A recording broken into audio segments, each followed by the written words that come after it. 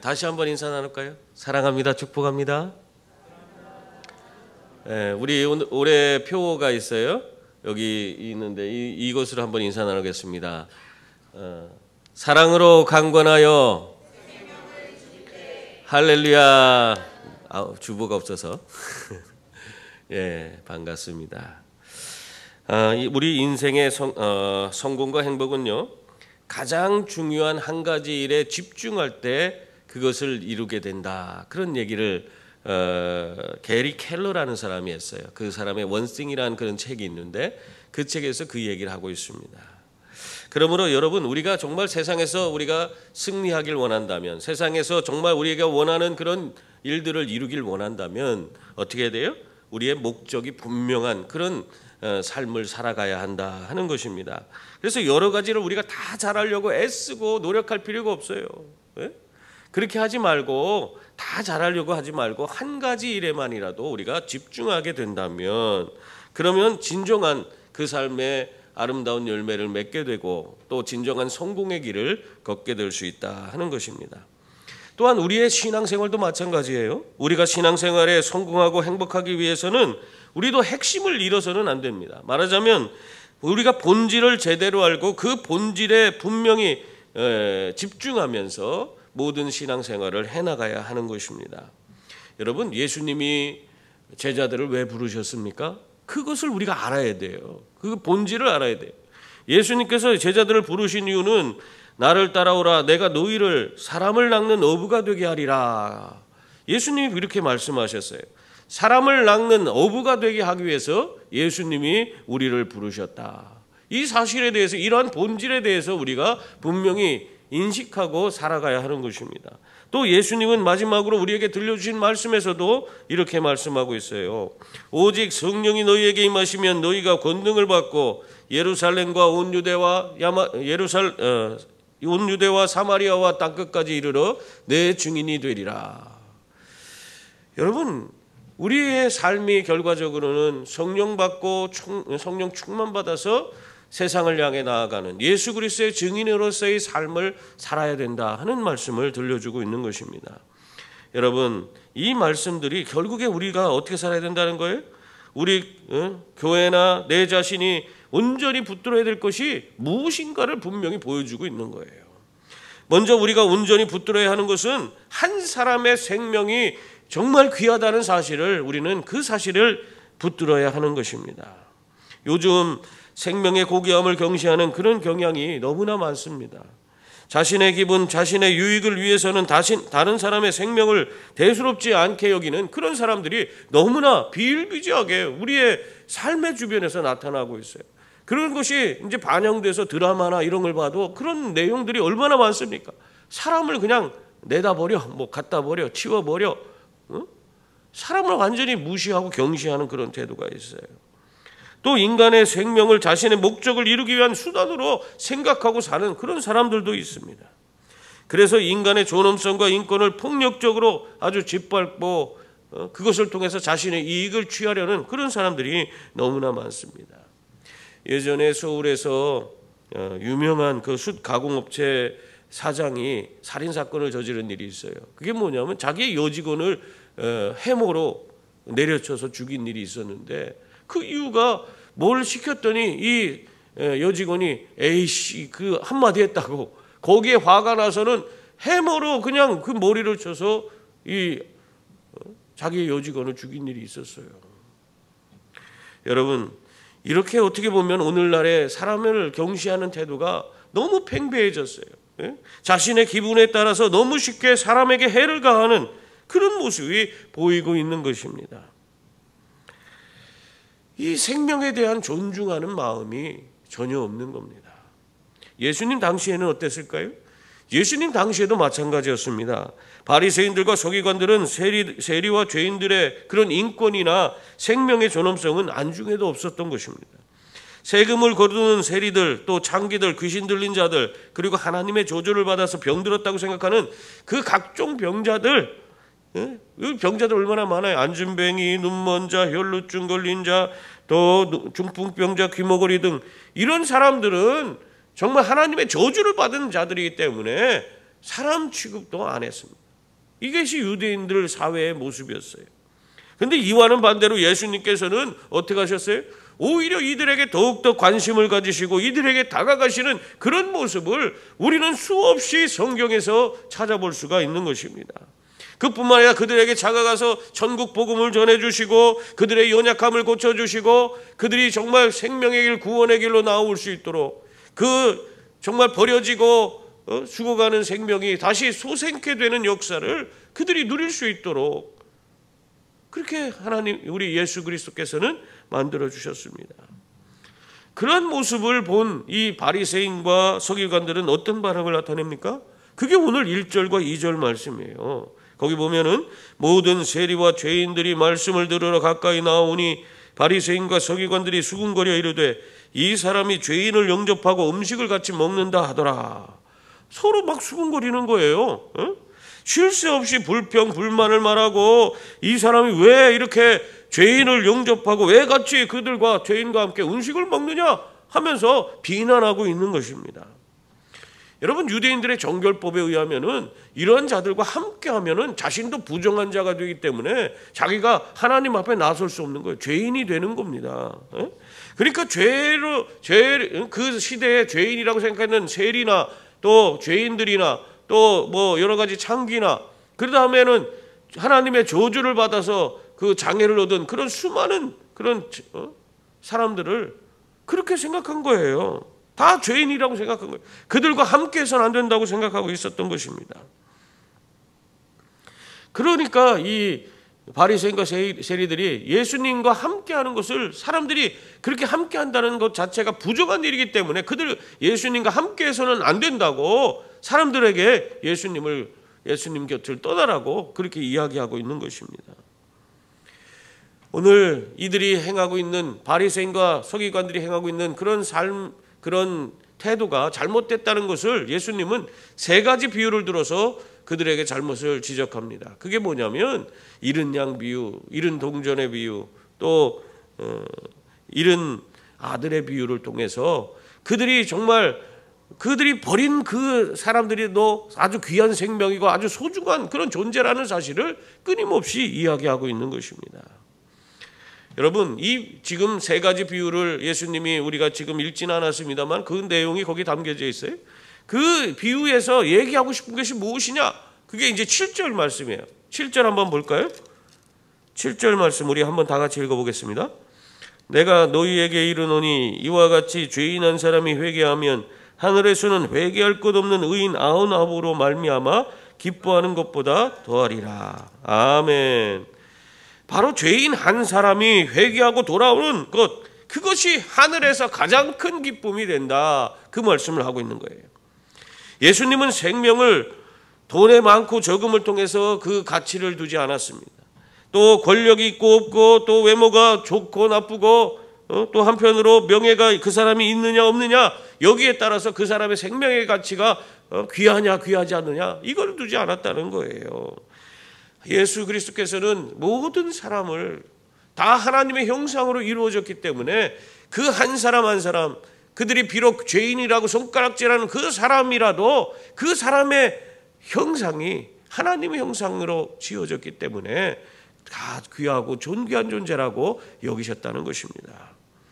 그래서 사람들이 외면하고 매장한 그 사람들을 예수님은 직접 찾아가신 것입니다. 그래서 사람들이 다 외면하고 손가락질하는 세리장이었던 삭개오를 만나시고 그와 함께 식사를 하면서 그의 맺힌 mon한을 다 풀어주시고 그 삶을 회복시켜 주셨습니다. 뿐만 아니라 남편 5을 둔 그 사마리아 여인을 찾아가서 직접 만나주시고 그를 다정하게 품어주시는 그리고 그에게 천국 복음을 들려주셔서 그의 억눌린 모든 삶으로부터 자유케 하여 주셨습니다. 또한 가늠하다 현장에서 잡힌 그 여인에게는 어떻게 하셨습니까? 그 여인에게 모든 사람이 돌을 던지려고 했지만 그것이 다 그릇된 것이라는 것을 깨닫게 하시고 그 가늠한 여인을 용서해 주시고 그가 다시 새로운 삶을 살아갈 수 있도록 만들어 주셨습니다. 수많은 귀신 들린 자를 고쳐주시고 문둥병을 고치시고 또 혈루증 앓는 자, 눈먼 자, 귀먹은 자, 안진뱅이들을 고쳐주셨습니다. 그러나 바리새인들은 율법을 지키지 않는 사람들, 이 땅의 백성들이라고 그 사람들을 부르고 어떻게 했어요? 철저히 그 사람들은 죄인이라 그렇게 여기며 살았던 것입니다. 근데 예수 그리스도께서 그렇게 생각하는 유대인들에게 죄인 한 사람이 하나님 앞에서 그들이 구원받으면 천국에서 가장 큰 기쁨이 된다. 그 말을 하고 있는 거예요. 이 유대인들의 생각에는 이 땅에서 죄인 한 사람이 철저히 하나님 앞에서 그들이 죄에 대해서 책임을 지고 이 땅에서 벌을 받으면 그러면은 하나님이 기뻐하신다 이렇게 생각하는 사람들이에요. 근데 거꾸로 예수님은 그 한 사람이 귀하고 소중한 그 영혼이 구원받으면 하늘에서 큰 잔치가 열린다 그렇게 말하고 있는 거예요. 여러분, 이 바리새인과 서기관들은 도저히 예수 그리스도와는 함께할 수가 없었던 것입니다. 전혀 생각이 정반대의 생각을 갖고 있기 때문에 그렇습니다. 이 서기관들과 바리새인들은 도저히 그 죄인들과 함께해서는 안 된다고 그렇게 생각하고 있는데 예수 그리스도께서는 그들에게 오히려 찾아가시고 만나시고 그들과 함께하시고 먹고 마시니 예수님조차 그들은 도저히 자신들과 함께할 수 있는 그런 사람이라고 여기지 못했던 것입니다. 그러나 우리 주님께서는 뭐라고 하셨습니까? 내가 의인을 부르러 온 것이 아니요 죄인을 불러 회개시키러 왔노라 하고 그렇게 말씀하고 있습니다. 또한 예수님은 한 사람의 가치에 대해서 마태복음 16장 26절에 보면은 만일 사람이 온 천하를 얻고도 제 목숨을 잃으면 무엇이 유익하리요? 사람이 무엇을 주고 제 목숨과 바꾸겠느냐? 그렇게 말씀하고 있어요. 한 사람의 생명이 천하보다 귀하다고 하는 거예요. 죄인의 생명도 천하보다 귀하다고 그렇게 말씀하고 있는 것입니다. 그러므로 우리가 오늘 관심을 가져야 될 것이 무엇입니까? 정말 천하보다 귀한 그 한 영혼에 대해서 우리가 집중적으로 관심을 가져야 하는 것입니다. 호주의 저널리스트 토마스 케널리가 쓴 그 쉰들러 리스트, 그것이 영화로 제작돼서 아주 전 세계적으로 큰 센세이션을 일으켰죠. 그 쉰들러가 처음부터 좋은 사람이었습니까? 그렇지 않아요. 이 사람도 정말 술과 돈에 심취했던 그런 사람이었습니다. 그런데 어느 날 유대인들이 대량 학살되는 그 모습을 보고는 큰 충격을 받았어요. 이 사람이 이건 아니라고 생각한 거예요. 거기서 자기의 삶을 돌이키고 자기의 갖고 있는 모든 재산을 털어서 그 유대인들을 한 명씩 그들을 구원해내기 시작합니다. 그렇게 해서 구원해낸 사람이 자기의 전 재산을 털어서 결국 1100명이라는 그 유대인들을 구원해 주었습니다. 그러한 쉰들러에게 유대인들이 감사의 표시로 탈무드에 글귀가 쓰여있는 반지를 하나 선물하는 그 장면이 나와요. 그 반지에 무슨 글귀가 쓰여있습니까?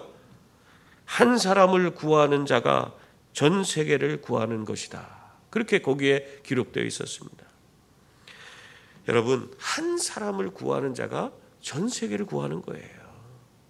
그러므로 성도님들, 한 영혼에 관심을 가지시고 그 한 영혼의 구원을 위해서 힘쓰시고 또 여러분이 열심히 하나님의 복음을 들고 나아가시는 그러한 분들이 다 될 수 있기를 바랍니다. 정말 한 영혼을 가슴에 품고 무릎으로 섬기며 나아가시는 주의 자녀들이 다 될 수 있기를 바랍니다. 또한 우리는 한 생명을 살리는 일에 집중적으로 우리가 노력해야 하는 것입니다. 선한 목자는 한 마리 잃어버린 양을 찾습니다. 어떻게 찾습니까? 4절 말씀 보세요. 너희 중에 어떤 사람이 양 100마리가 있는데 그 중에 하나를 잃으면 99마리를 들에 두고 그 잃은 것을 찾아내기까지 찾아다니지 아니하겠느냐? 그렇게 말씀하고 있어요. 이 목자 되신 예수님은 99마리 양을 두고 잃은 양 한 마리를 찾아내기 위해서 끝까지 정말 어려움과 고통이 따른다고 할지라도 그 길을 멈추지 않고 나아가는 그 모습을 보이고 있는 것입니다. 어떤 사람들은 그러한 모습을 보면서 참 그 99머리가 있으면 됐지 그까지 한 마리 제대로 말도 듣지 않고 자기 먹을 것을 따라서 이리저리 그냥 누가 그렇게 가라고 하지도 않는데 저 스스로가 그렇게 가서 스스로가 죽음의 길을 나아간 그것이 뭐 중요하다고 그걸 찾아다니냐. 그러면서 그 한 마리 잃은 양 그까짓 거 없애버려라. 그렇게 얘기할 수 있는 거죠. 잊어버려라. 별거 아니잖아. 그렇게 얘기할 수 있는 거 아니겠습니까? 근데 예수님은 그렇지 않으셨어요. 어느 집사님이 잃어버린 생명에 대한 관심을 갖지 않고 자기가 계속해서 그냥 안주하는 그런 삶을 산 것에 대해서 너무나 하나님 앞에 죄송스러웠습니다. 그래서 내가 이제라도 저 한 영혼에 대해서 내가 아주 책임을 다하는 그런 모습을 좀 보여야겠다 생각하고는 근처에 사는 80이 넘으신 그런 어르신 한 분을 모셔다가 식사를 대접하기 위해서 잘 식사를 준비해서 그분을 모셔다가 식사하는 자리를 만들었습니다. 그리고 나서 그분에게 식사하기 전에 이렇게 이야기했어요. 저기 어르신, 제가 그래도 예수 믿는 그런 교회의 권사인데 내가 기도하고 그런 다음에 우리 같이 식사하면 좋겠습니다. 그렇게 얘기했더니 이 노인이 갑자기 화를 벌럭 내면서 아니 나는 예수도 믿지 않는데 뭘 기도하냐고. 기도하고 그렇게 먹을 거면 당신이나 먹으라고. 그러면서 가겠다고 그러는 거예요. 그러니까 이분이 그래 너무 죄송하잖아요. 그렇게 또 화를 내니까. 그래서 자기 혼자만 기도하고 같이 식사를 했어요.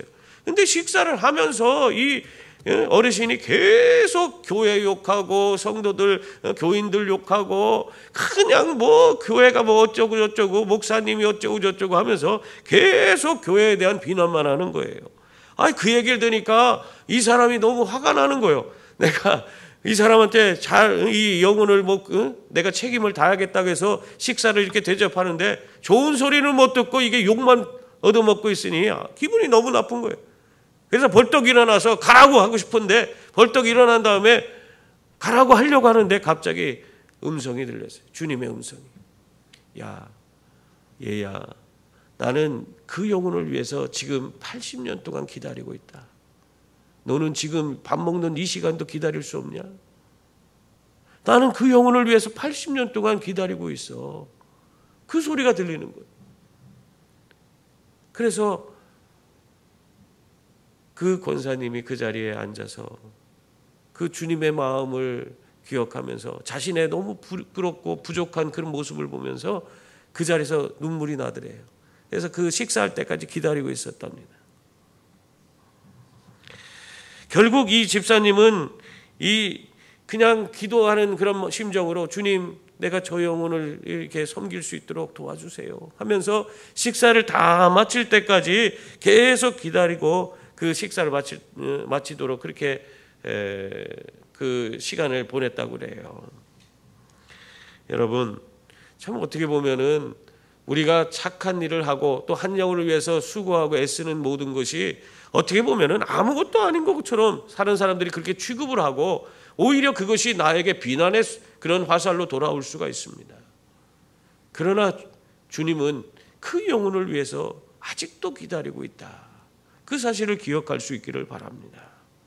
우리 주님은 잃어버린 양을 찾고 또 찾으시는 분이신 줄 믿습니다. 잃어버린 양을 탓하지 않습니다. 그를 정죄하지 않습니다. 또 핑계대지 않습니다. 잃은 양을 찾을 때까지 찾으시는 그런 분이신 줄 믿습니다.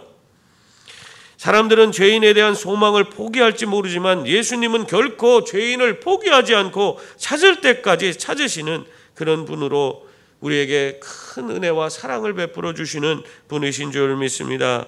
그러므로 우리도 생명구원에 대한 구체적인 목표를 세웠으면 그 영혼이 구원받을 때까지 우리가 끝까지 포기하지 말고 영혼구원에 전력을 다하는 그런 주의 자녀들이 다 될 수 있기를 바랍니다. 지금 우리들은 얼마나 그 한 영혼의 구원을 위해서 우리가 전심전력하고 있습니까? 카터 전 대통령이 쓴 왜 최선을 다하지 않았는가라는 책이 있어요. 거기 보면은 이 사람이 대통령에 당선되자마자 이 책을 내놔서 이 책이 아주 대베스트셀러가 됐는데 그 책에 보면은 자기의 신앙생활 얘기가 거기에 담겨져 있습니다. 자기가 매년 그 자기가 섬기는 교회에서 그냥 부흥 집회를 할 때마다 10년이 넘게 계속 참여를 했다는 거예요. 그리고 그러한 부흥 집회에 참여하고 자기가 열심히 내면서 그 사람들과 함께 1년에 14가정씩 열심히 전도를 했다는 겁니다. 그래서 자기가 10년 동안 14가정씩 전도를 해서 10년 하면 몇 가정을 전도한 거예요? 140가정을 전도했다는 거예요. 그러니까 이 카터 대통령이 그래, 내가 그렇게 140가정을 전도 10년 동안 했는데 그중에 예수 믿는 사람들도 여럿 있었어. 그런 생각하면서 왠지 자기가 큰 일이나 한 것처럼 자부심을 느끼고 자기 신앙생활 되게 잘한다, 그렇게 생각을 했다는 거예요. 여러분, 잘하는 거죠. 사실 우리가 10년이 지나도 한 가정에게도 복음 전하지 못하고 그냥 우리만 예배당에 나와서 그냥 하나님께 예배하고 우리만 즐겁게 지내면서 사는 그런 분들이 얼마나 많습니까? 한 사람에게도 복음 전하지도 않아요. 우리가 전도할 생각도 없어요. 근데 이 카터 대통령은 매년 10년 동안 14가정씩 그렇게 계속해서 그들을 위해서 가서 복음을 전했다는 거예요. 그래, 참 잘한 거죠. 그런데 그가 1966년에 대통령 선거에 나섰는데, 대통령 선거에 나서서 사람들과 인사하고 다니면서 선거운동을 막 열심히 하고 있는데, 그때 3개월 동안, 선거운동 기간 동안 자기가 사람들을 찾아가서 인사하고 자기 공약을 이야기하고 그들과 악수를 나눴는데, 그때 악수한 사람의 숫자가 30만 명이 넘었다고 그래요. 3개월 동안. 그러고 나서 자기가 이게 대통령 선거가 아니라 주지사 선거였는데, 그 주지사 선거에 결국 당선이 됐는데, 그 주지사 선거에 당선되고 나서 갑자기 자기가 부끄러운 생각이 들었답니다. 왜냐하면 자기는 10년 동안 140가정 그 사람들을 만나서 전도했다는 거, 그거 자부심을 느끼고 있었는데, 내 자신을 위해서는 3개월 동안 30만 명을 만나고 있다 이거요. 내 자신의 주지사 선거를 위해서, 그거 당선되기 위해서, 나를 위해서는 3개월 동안 30만 명을 내가 만나고 다니는데, 하나님을 위해서, 하나님 나라와 복음을 위해서는 내가 10년 동안 140가정밖에 못 만났다. 그게 너무 부끄럽더래요. 여러분, 참 이런 것을 깨닫는 것 자체가 이 카터 대통령이 깨어있는 신앙인이라는 사실을 어떤 면에서는 보여주고 있는 것이라고 할 수 있습니다. 여러분, 이러한 거룩한 자각이 여러분에게도 있기를 바랍니다. 그래서 한 생명에게 관심을 갖고 기쁨으로 그들에게 복음을 들고 나아가서 전도하는 주의 자녀들이 다 되시기를 주님의 이름으로 축원합니다. 기도하겠습니다.